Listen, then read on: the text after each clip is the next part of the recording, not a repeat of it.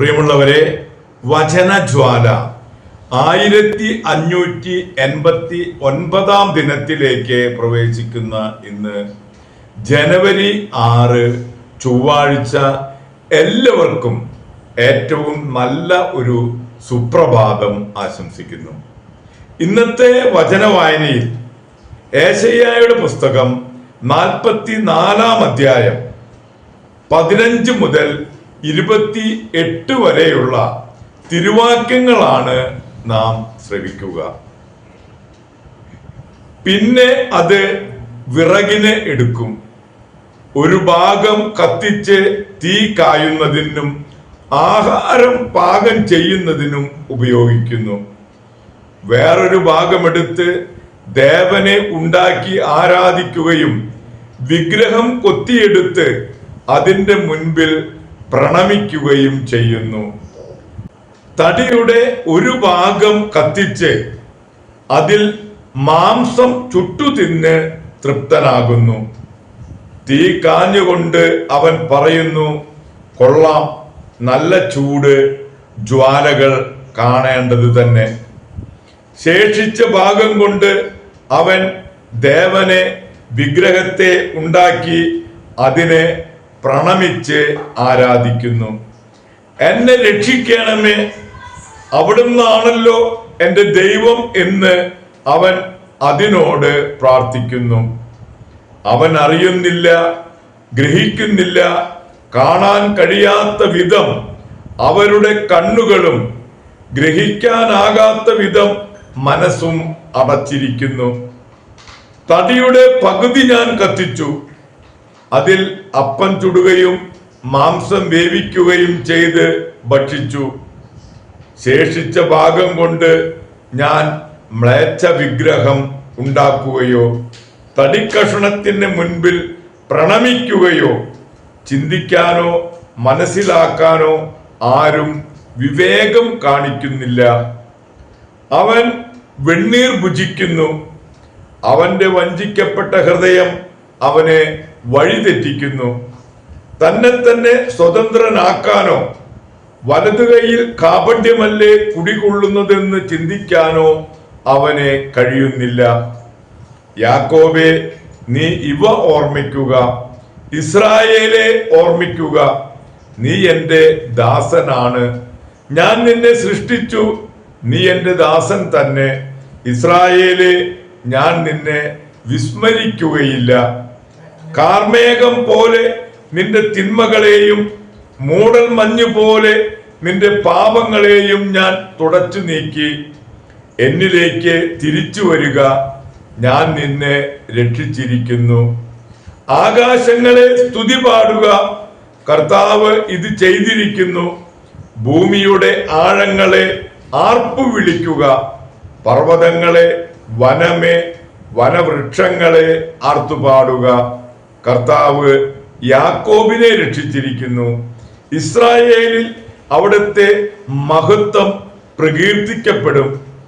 ഗർഭത്തിൽ നിനക്ക് രൂപം നൽകിയ നിന്റെ രക്ഷകനായ കർത്താവ് അരുളി ചെയ്യുന്നു, എല്ലാം സൃഷ്ടിക്കുകയും ആകാശത്തെ വിരിക്കുകയും ഭൂമിയെ വ്യാപിപ്പിക്കുകയും ചെയ്ത കർത്താവ് ഞാനാണ്.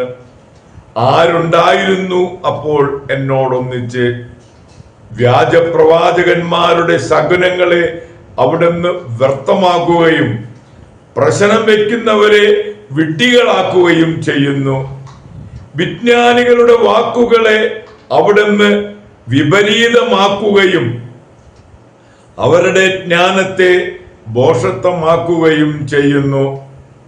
അവിടുന്ന് തന്റെ ദാസരുടെ വാക്കുകൾ ഉറപ്പിക്കുകയും ദൂതരുടെ ഉപദേശങ്ങൾ നിവർത്തിക്കുകയും ചെയ്യുന്നു. ജെറൂസലേമിനോട് അവൾ അധിവസിക്കപ്പെടുമെന്നും യൂദാ നഗരങ്ങളോട് അവർ പുനർനിർമ്മിക്കപ്പെടുമെന്നും നാശത്തിൽ നിന്ന് അവരെ താൻ പുനരുദ്ധരിക്കുമെന്നും അവിടുന്ന് അരുളി ചെയ്യുന്നു.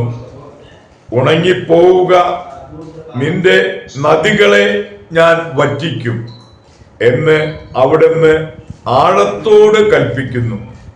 സൈറസിനെ പറ്റി ഞാൻ നിയോഗിച്ച ഇടയനാണ് അവൻ. അവൻ എൻ്റെ ഉദ്ദേശം സഫലമാക്കുമെന്നും ജെറൂസലേമിനെ കുറിച്ച് അവൾ പുനർനിർമ്മിക്കപ്പെടുമെന്നും ദേവാലയത്തെക്കുറിച്ച് നിന്റെ അടിസ്ഥാനം ഉറപ്പിക്കുമെന്നും അവിടുന്ന് അരുളി ചെയ്യുന്നു. ദൈവത്തിൻ്റെ തിരുവചനമാണ് നാം ശ്രവിച്ചത്. പ്രിയമുള്ളവരെ, ആഗോള കത്തോലിക്ക സഭയിൽ ഇന്ന് യേശുവിൻ്റെ പ്രത്യക്ഷീകരണ ദിനമായി ആചരിക്കുന്നു. ഗ്രീക്കിൽ നിന്നും നിഷ്പദിച്ച ഒരു ഇംഗ്ലീഷ് പദമാണ് എപ്പിഫനി. സുറിയാനിയിൽ ദനഹ തിരുനാൾ എന്നാണ് പറയുക. യേശുവിൻ്റെ പ്രത്യക്ഷീകരണം അഥവാ ഉദയം എന്നാണ് ഇതിനർത്ഥം. യേശുവിൻ്റെ ജനനം ആദ്യമായി വെളിപ്പെട്ടത് ആട്ടിടയന്മാർക്കാണ്. പിന്നീട് 3 പൂജ്യ രാജാക്കൾക്കാണെന്നും വിജാതീയ ശാസ്ത്രജ്ഞന്മാർക്കാണെന്നും പറയപ്പെടുന്നുണ്ട്. ക്രിസ്തു ജനിച്ചത് യഹൂദന്മാരുടെ മാത്രം രക്ഷകനായിട്ടല്ല, ലോകം മുഴുവനുമുള്ള ജനങ്ങൾക്ക് വേണ്ടിയാണ്. പരസ്യ ജീവിതത്തിന്റെ പ്രാരംഭത്തിൽ സ്വീകരിച്ച സ്നാനത്തിന്റെ പ്രതീകമായും എപ്പിഫനിയെ കാണുന്നുണ്ട്. വിശുദ്ധ ഗ്രന്ഥത്തിൽ ഈശോ പിറന്ന നാളുകളിൽ പൗരസ്ത്യ ദേശത്തു നിന്നുള്ള ശാസ്ത്രജ്ഞന്മാർ ജെറൂസലേമിലെത്തി യഹൂദന്മാരുടെ രാജാവ് എവിടെയാണ് ജനിച്ചതെന്ന് ഹെറോദേസ് രാജാവിന്റെ കൊട്ടാരത്തിൽ പോയി അന്വേഷിച്ചു. പരിഭ്രാന്തനായ ഹെറോദേസ് രാജാവ് തന്റെ പ്രധാനാചാര്യന്മാരെയും നിയമജ്ഞന്മാരെയും വിളിച്ചു ചോദിച്ചപ്പോൾ രക്ഷകൻ ബത്ലഹേമിൽ തന്നെയാണ് ജനിക്കുന്നതെന്ന് മനസ്സിലായി. രാജാക്കന്മാരോട് തിരികെ ഈ വഴി വരണമെന്നും വിവരങ്ങൾ എന്നെ അറിയിക്കണമെന്നും പറഞ്ഞ് ഹെറോദേസ് യാത്രയാക്കി. അവർ പുറത്തിറങ്ങിയപ്പോൾ അതുവരെ അവരെ അനുഗമിച്ച നക്ഷത്രം വീണ്ടും അവർക്ക് വഴികാട്ടിയായി. അവർ മുന്നോട്ടു പോയി മറിയത്തെയും ഉണ്ണി യേശുവിനെയും കണ്ട് സാഷ്ടാംഗം വീണ് ആരാധിക്കുകയും തങ്ങളുടെ നിക്ഷേപപാത്രം തുറന്ന് സ്വർണവും കുന്തിരുക്കയും നറുപശയും കാഴ്ചവെച്ചു. ഈശോയുടെ രാജ്യത്വവും ദൈവത്വവും മനുഷ്യത്വവും ദ്യോതിപ്പിക്കുന്നവയാണ് ഈ കാഴ്ചകൾ. ഈ ആട്ടിടയന്മാരോട് ചേർന്ന് 3 പൂജ്യ രാജാക്കന്മാരോട് ചേർന്ന് ശാസ്ത്രജ്ഞന്മാരോട് ചേർന്ന് ഉണ്ണി യേശുവിൻ്റെ മാധ്യസ്ഥം നമുക്കും യാചിക്കാം. എല്ലാവർക്കും ദനഹ തിരുനാളിൻ്റെ മംഗളങ്ങൾ ഏറെ ഹൃദ്യമായി ആശംസിക്കുന്നു. എല്ലാവർക്കും നല്ല ഒരു ചൊവ്വാഴ്ച ദിവസം ആശംസിച്ചുകൊണ്ട് ഇന്നത്തെ ദിവസത്തിലേക്ക് നമുക്ക് പ്രവേശിക്കാം. ദൈവം നമ്മെ ഓരോരുത്തരെയും സമൃദ്ധമായി അനുഗ്രഹിക്കും.